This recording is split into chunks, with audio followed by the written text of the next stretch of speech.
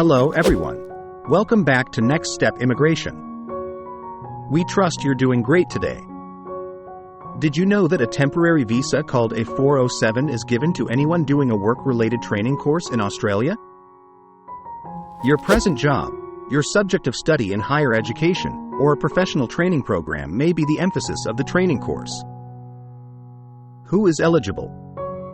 You must meet the following requirements to be eligible for this sort of training visa in Australia.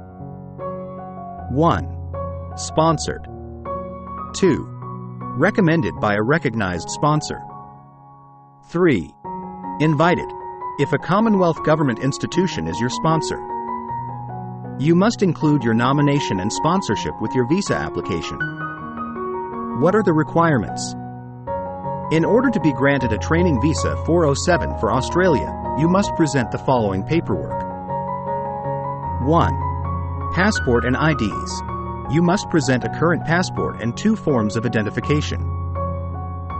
These include national ID cards, driver's licenses, marriage and divorce certificates, birth certificates, and more.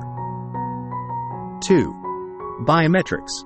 You might have to provide a picture and your fingerprints. 3. Invitation letter.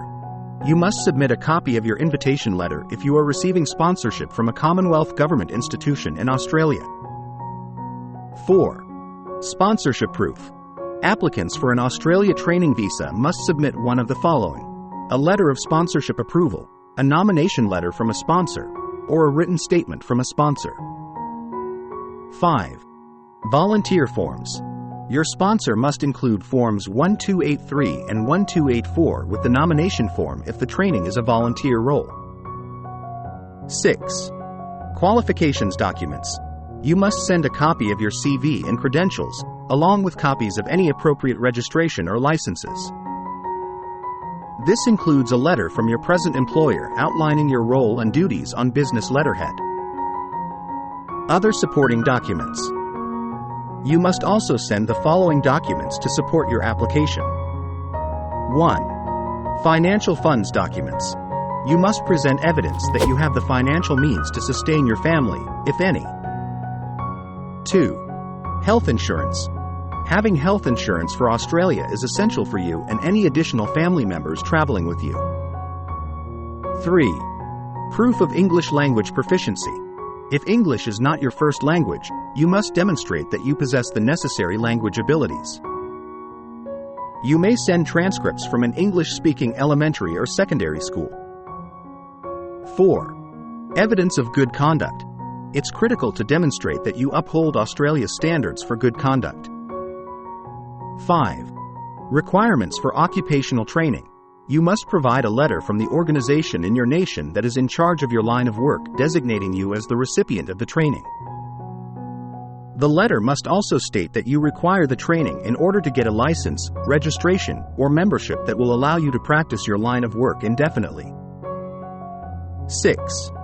A letter from the relevant authorities or regulatory agency showing that you have conditional registration for the program. If you are a medical practitioner who will be attending to patients while the training is taking place, you must do this. 7. Australian Values Declaration. You must certify in writing that you will adhere to all laws and regulations of Australia and respect Australian values. How do you apply? An IMI account is required to submit an online application, and you must create a new account if you don't already have one.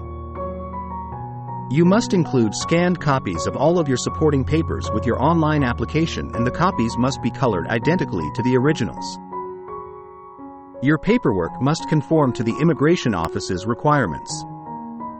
Additionally, all of your paperwork must be written in English and not in another language, and make sure you get them translated if necessary. That will be all in this video. Please share your opinions with us in the comments area. Don't forget to like, subscribe, and enable the notification bell to receive updates on job and immigration news.